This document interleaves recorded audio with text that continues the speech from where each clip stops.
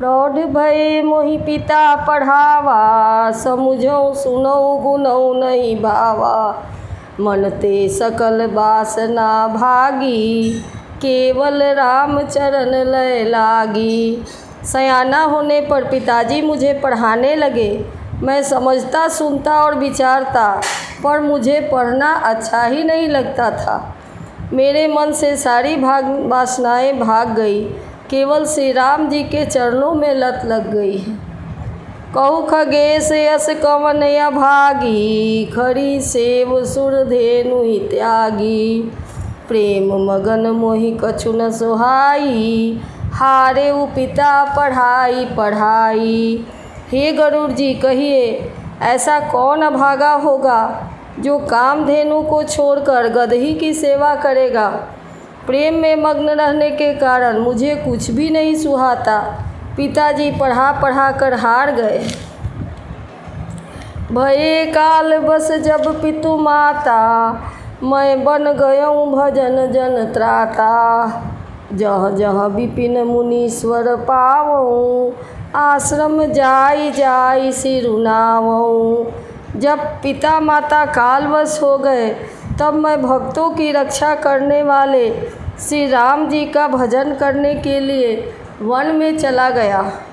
One में जहाँ तहाँ मुनीश्वरों के आश्रम पाता, वहाँ जाकर उन्हें सिर नवाता। बूझऊँ तिन्हि राम गुण गाहा, कहहीं सुनऊँ हर्षित खगनाहा।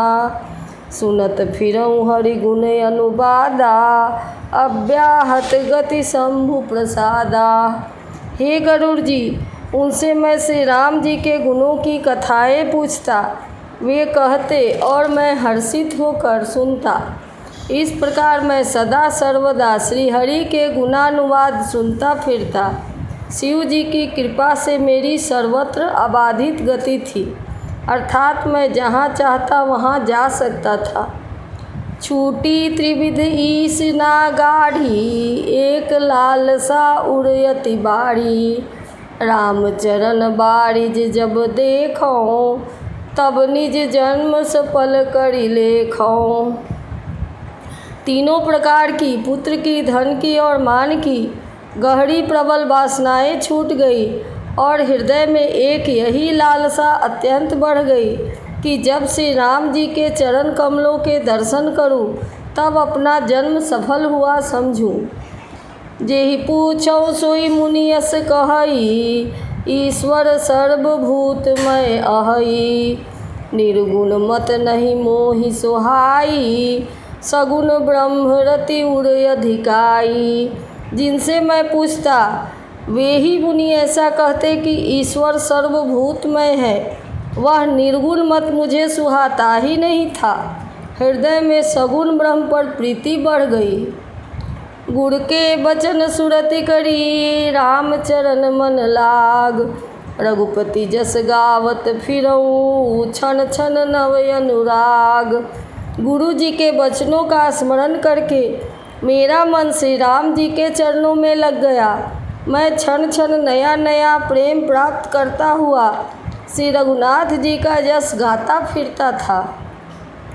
मेरु शिखट बट छाया, मुनिलोम से आसीन।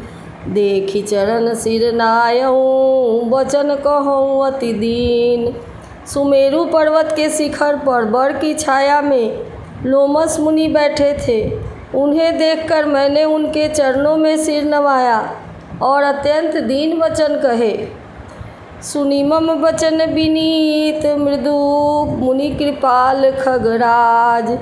मोहि सादर पूछत भये, द्विज आयहु के ही काज। हे पक्षीराज, मेरे अत्यंत नम्र और कोमल वचन सुनकर कृपालु मुनि मुझसे आदर के साथ पूछने लगे, हे ब्राह्मण, आप किस कार्य से आए हैं। तब मैं कहा, कृपा निधि तुम सर्वज्ञ सुजान। सगुण ब्रह्म अवराधन, मोहि कहु भगवान। तब मैंने कहा, हे कृपा निधि, आप सर्वज्ञ हैं और सुजान हैं। हे भगवान, मुझे सगुण ब्रह्म की आराधना ही कहिए। तब मुनीस रघुपति गुण गाथा, कहे कछुक सादर खगनाथा। ब्रह्म ज्ञान रत मुनि विज्ञानी, मोहि परम अधिकारी जानी।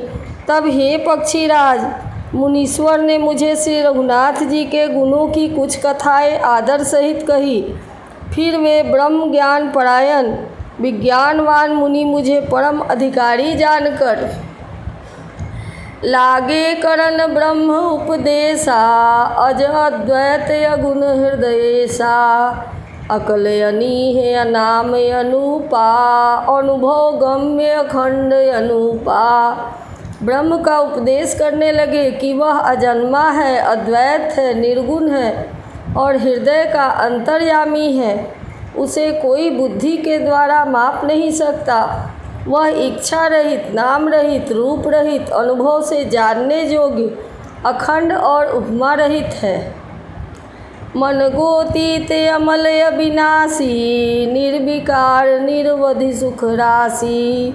सोतैता ही तो ही नहीं भेदा, बारी बीच युव गावहि वेदा। वह मन और इंद्रियों से परे, निर्मल, विनाश रहित, निर्विकार, सीमा रहित और सुख की राशि है। वेद ऐसा गाते हैं कि वही तू है, तत्वमसि, जल और जल की लहर की भांति। उसमें और तुझ में कोई भेद नहीं है। विविध भांति मोहि मुनि समुझावा, निर्गुण मत मम हृदय नयावा। पुनि मैं कहूँ नाई पद सीसा, सगुण उपासन कहूँ मुनीसा।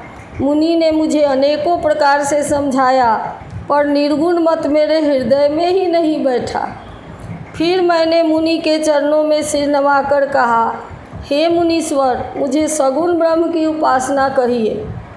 राम भगति जल मम मन मीना, किमि बिल गाई मुनीस प्रगवीना। सोई उपदेश कहु हरिदाया, दी निज नैनन देखो रघुराया। मेरा मन राम भक्त रूपी जल में मछली हो रहा है, उसी में रम रहा है। हे चतुर मुनीश्वर, ऐसी दशा में वह उससे अलग कैसे हो सकता है। आप दया करके मुझे वही उपाय कहिए जिससे मैं श्री रघुनाथ जी को अपने आँखों से देख सकूं। भरी लोचन बिलो की अवधेशा, तब सुनिहु निर्गुण उपदेशा। मुनि पुनि कही हरि कथा अनूपा, खंडी सगुण मत अगुण निरूपा। पहले नेत्र भरकर श्री अयोध्यानाथ को देखकर तब निर्गुण का उपदेश सुनूंगा। मुनि ने फिर अनुपम हरि कथा कहकर सगुण मत का खंडन करके निर्गुण का निरूपण किया। तब मैं निर्गुण मत कर दूरी, सगुण निरूपऊ करी हठ भूरी। उत्तर प्रति उत्तर मैं कीन्हा, मुनि तन भये क्रोध के चिन्हा। तब मैं निर्गुण मत को हटाकर बहुत हट करके सगुण का निरूपण करने लगा। मैंने उत्तर प्रत्युत्तर किया, इससे मुनि के शरीर में क्रोध के चिन्ह उत्पन्न हो गए। सुनु प्रभु बहुत अवज्ञा किए, उपज क्रोध ज्ञानन के हिए। अति संघर्षन जौ कर सोई, अनल प्रगट चंदन ते होई। हे प्रभु सुनिए, बहुत अपमान करने पर ज्ञानी के भी हृदय में क्रोध उत्पन्न हो जाता है। यदि कोई चंदन की लकड़ी को बहुत अधिक रगड़े तो उससे भी अग्नि प्रकट हो जाएगी। बारंबार सकोप मुनि करई निरूपण ज्ञान, मैं अपने मन बैठ तब करऊँ विविध अनुमान। मुनि बार बार क्रोध सहित ज्ञान का निरूपण करने लगे। तब मैं बैठा बैठा अपने मन में अनेकों प्रकार के अनुमान करने लगा। क्रोध की दैत बुद्धि बिनु, द्वैत की बिनु अज्ञान। माया बस परिछिन्न जर, जीव की ईश समान। बिना द्वैत बुद्धि के क्रोध कैसा, और बिना अज्ञान के क्या द्वैत बुद्धि हो सकती है। माया के बस रहने वाला परिछिन्न जड़ जीव क्या ईश्वर के समान हो सकता है। कबहू की दुख सब करे हित ताके, तेहि की दरिद्र परम मनि जाके। परद्रोही की होहि निशंका, कामी पुनि की रहहि अकलंका। सबका हित चाहने से क्या कभी दुख हो सकता है? जिसके पास पारस मणि है उसके पास क्या दरिद्रता रह सकती है? दूसरे से द्रोह करने वाले क्या निर्भय हो सकते हैं? और कामी क्या कलंक रहित रह सकते हैं? वंश की रह द्विज अनहित कीन्हे, कर्म की होहि स्वरूप ही चीन्हे। काहू सुमति की खल संग जामी, शुभ गति पाव की परत्रियगामी। ब्राह्मण क्या बुरा करने से वंश रह सकता है? स्वरूप की पहचान होने पर क्या कर्म हो सकते हैं? दुष्टों के संग से क्या किसी की सुबुद्धि उत्पन्न हुई है? परगामी स्त्री क्या उत्तम गति पा सकता है?